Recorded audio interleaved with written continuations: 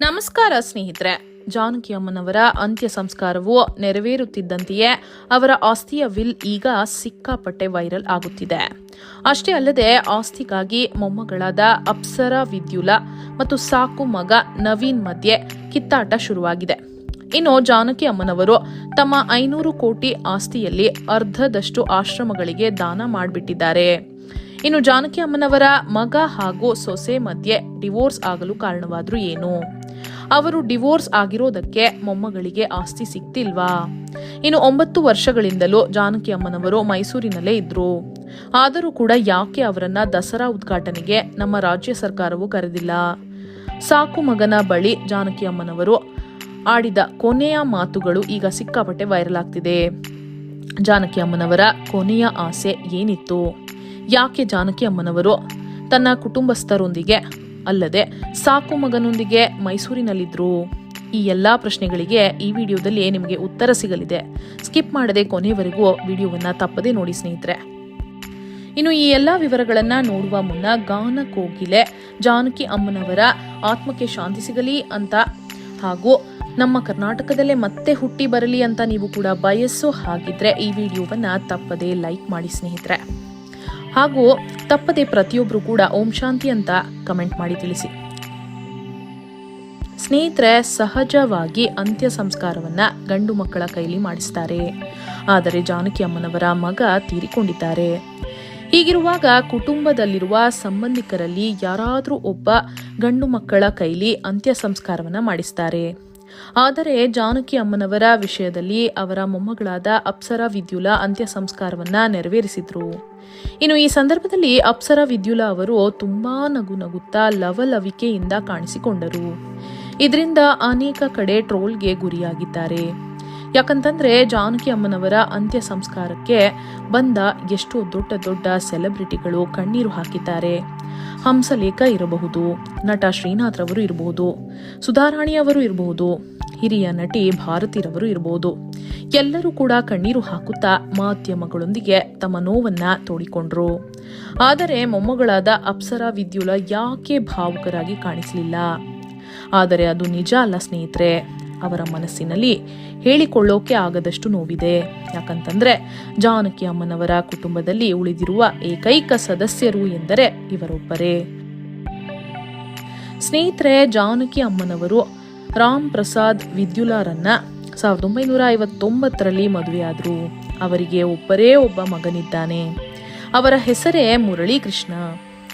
ಇನ್ನು ಅವರ ಮಗ ಉಮಾ ಎಂಬುವವರ ಜೊತೆ ಮದುವೆಯಾದ್ರು. ಈ ಉಮಾ ಎಂಬುವವರು ಭರತನಾಟ್ಯಂ ಡಾನ್ಸರ್ ಆಗಿದ್ರು.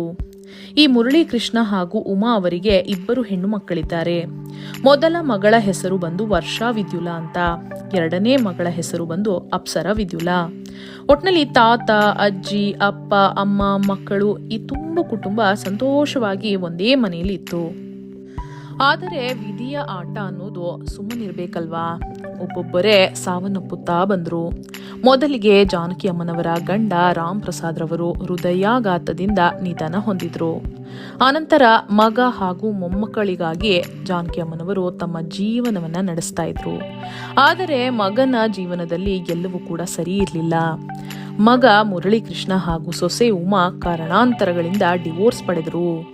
ಇದಾದ ಕೆಲವೇ ವರ್ಷಗಳಲ್ಲಿ ಮೊದಲ ಮೊಮ್ಮಗಳಾದ ವರ್ಷಾ ವಿದ್ಯುಲಾರವರು ಕೂಡ ಸಾವನ್ನಪ್ಪುತ್ತಾರೆ.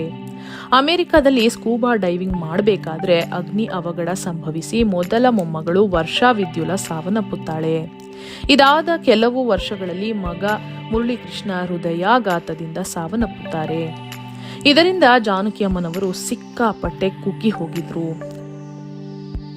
ಆದರೆ ಎರಡನೇ ಮೊಮ್ಮಗಳಾದ ಅಪ್ಸರಾ ವಿದ್ಯುಲಾ ಮಾತ್ರ ಯಾವಾಗಲೂ ಜಾನಕಿ ಅಮ್ಮನವರನ್ನ ಚೆನ್ನಾಗಿ ನೋಡ್ಕೋತಿದ್ರು.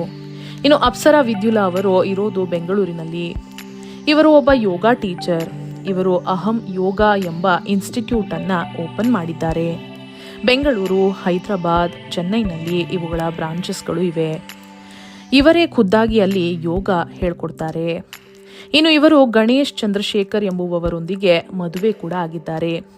ಈ ಜೋಡಿ ಬೆಂಗಳೂರಿನಲ್ಲೇ ವಾಸವಿದ್ದಾರೆ. ಸೊ ಇವರ ಕುಟುಂಬದಲ್ಲಿಯೇ ಇವರೊಬ್ಬರೇ ಉಳಿದಿರೋದು ಅಂತ ಹೇಳಬಹುದು. ಆದರೆ ಜಾನಕಿ ಅಮ್ಮನವರನ್ನ ನೋಡ್ಕೋತಿದ್ದೆಲ್ಲ ಅವರ ಸಾಕು ಮಗನಾದ ನವೀನ್ ರವರು. ಜಾನಕಿ ಅಮ್ಮನವರೊಂದಿಗೆ ಯಾವುದೇ ರಕ್ತ ಸಂಬಂಧವಿಲ್ಲದಿದ್ದರೂ ಸುಮಾರು 20 ವರ್ಷಗಳಿಂದ ಜೊತೆಯಲ್ಲಿ ಇರೋದು ಅಂತಂದ್ರೆ ಇದೇ ಸಾಕು ಮಗ ನವೀನ್ ರವರು. ಜಾನಕಿ ಅಮ್ಮನವರು ಕೊನೆಯುಸಿರೆಳೆದಾಗ ಆಸ್ಪತ್ರೆಯಲ್ಲಿ ಅವರ ಜೊತೆ ಅವರ ಪಕ್ಕದಲ್ಲೇ ಇದ್ದು ನೋಡಿಕೊಂಡಿದ್ದು ಇದೇ ನವೀನ್ ರವರು. ಈ ನವೀನ್ ರವರು ಜಾನಕಿ ಅಮ್ಮನವರಿಗೆ ಸಿಕ್ಕಿದ್ದೇ ಒಂದು ರೋಚಕ ಕತೆ ಅಂತಾನೆ ಹೇಳಬಹುದು. ಈ ನವೀನ್ ರವರಿಗೂ ಜಾನಕಿ ಅಮ್ಮನವರಿಗೂ ಇದ್ದಂತಹ ಸಂಬಂಧ ನೆನ್ನೆ ಮೊನ್ನೆಯದಲ್ಲ, ಬರೋಬ್ಬರಿ 25 ವರ್ಷಗಳದ್ದು. ಈ ನವೀನ್ಗೆ 13 ವರ್ಷ ವಯಸ್ಸಿದ್ದಾಗಲೇ ಇವರು ಜಾನಕಿ ಅಮ್ಮನವರ ದೊಡ್ಡ ಅಭಿಮಾನಿ. ಇವರು ಮೂಲತಃ ಮೈಸೂರಿನವರು. ಆ ಕಾಲದಲ್ಲಿ ಜಾನಕಿ ಅಮ್ಮನವರು ಚೆನ್ನೈನಲ್ಲಿ ಸೆಟಲ್ ಆಗಿದ್ರು. 13 ವರ್ಷ ವಯಸ್ಸಿದ್ದಾಗಲೇ ಮನೆ ಬಿಟ್ಟು ಜಾನಕಿ ಅಮ್ಮನವರನ್ನ ಭೇಟಿ ಮಾಡಲು ಚೆನ್ನೈಗೆ ಹೋಗಿದ್ರು ಈ ನವೀನ್ ರವರು.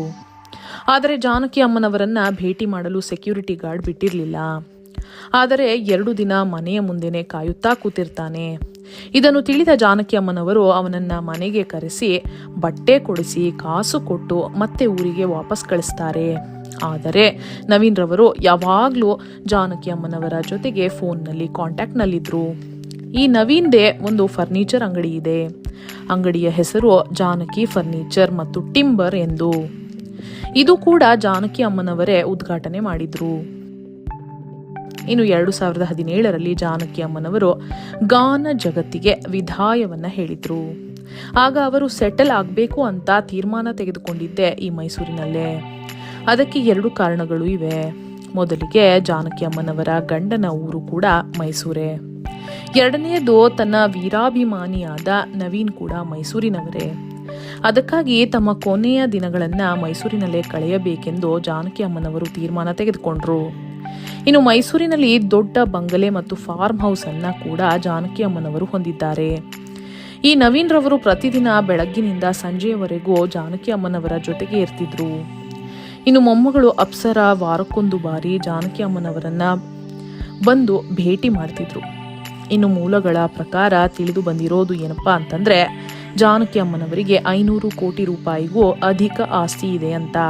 ಅದರಲ್ಲಿ ಅರ್ಧದಷ್ಟು ಭಾಗದ ಆಸ್ತಿಯನ್ನ ಮೈಸೂರು ಹಾಗೂ ಚೆನ್ನೈನ ಅನಾಥಾಶ್ರಮಗಳಿಗೆ ಬರೆದಿದ್ದಾರೆ. ಇನ್ನು ಮಿಕ್ಕ ಆಸ್ತಿಯನ್ನ ಮೊಮ್ಮಗಳಾದ ಅಪ್ಸರ, ಸಾಕು ಮಗನಾದ ನವೀನ್ ಹಾಗೂ ತನ್ನ ಕೇರ್ ಟೇಕರ್ ಹಾಗೂ ಮನೆ ಕೆಲಸದವರಾದ ಭಾಗ್ಯ ಅವರಿಗೆ ಬರೆದುಕೊಟ್ಟಿದ್ದಾರೆ ಎಂದು ವಿಲ್ನಲ್ಲಿ ಉಲ್ಲೇಖವಾಗಿದೆ.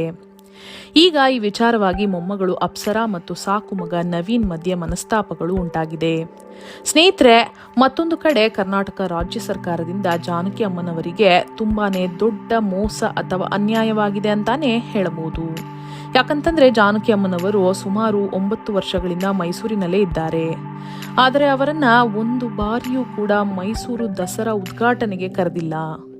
ಎಡಪಂಥೀಯರು ಮತ್ತು ಮುಸ್ಲಿಮರ ಕೈಯಲ್ಲೆಲ್ಲ ದಸರಾ ಉದ್ಘಾಟನೆ ಮಾಡಿಸಿದ್ದಾರೆ. ಆದರೆ ಇಂತಹ ದೊಡ್ಡ ದಿಗ್ಗಜರು ನಮ್ಮ ರಾಜ್ಯ ಸರ್ಕಾರಕ್ಕೆ ಕಾಣಿಸಲಿಲ್ಲವೇ? ಇನ್ನು ಅವರ ಸಾಕು ಮಗ ನವೀನ್ ರಾಜ್ಯ ಸರ್ಕಾರದ ಮುಂದೆ ಒಂದು ಬೇಡಿಕೆಯನ್ನ ಇಟ್ಟಿದ್ದಾರೆ. ಅದೇನಪ್ಪಾ ಅಂತಂದ್ರೆ ಮೈಸೂರಿನಲ್ಲಿಯೇ ಜಾನಕಿ ಅಮ್ಮನವರ ಹೆಸರನ್ನ ಒಂದು ರಸ್ತೆಗೆ ಇಡಬೇಕು ಎಂದು. ಆದರೆ ನಮ್ಮ ರಾಜ್ಯ ಸರ್ಕಾರ ಇದನ್ನ ಕಿವಿಗೆ ಹಾಕೊಳ್ತಿಲ್ಲ. ಇಷ್ಟು ದೊಡ್ಡ ಸಾಧಕಿಯ ಹೆಸರನ್ನ ಮೈಸೂರಿನಲ್ಲಿ ರಸ್ತೆಗೆ ರಾಜ್ಯ ಸರ್ಕಾರವು ಹೆಸರನ್ನ ಇಡಬೇಕಾ? ಹೌದು ಅನ್ನೋ ಹಾಗಿದ್ರೆ ಎಸ್ ಅಂತ, ಇಲ್ಲ ಅನ್ನೋ ಹಾಗಿದ್ರೆ ನೋ ಅಂತ ಕಮೆಂಟ್ ಮಾಡಿ ನಿಮ್ಮ ಅಭಿಪ್ರಾಯವನ್ನ ತಿಳಿಸಿ. ಹಾಗೆ ಈ ವಿಡಿಯೋವನ್ನ ತಪ್ಪದೇ ಎಲ್ಲರಿಗೂ ಶೇರ್ ಮಾಡಿ. ಧನ್ಯವಾದಗಳು.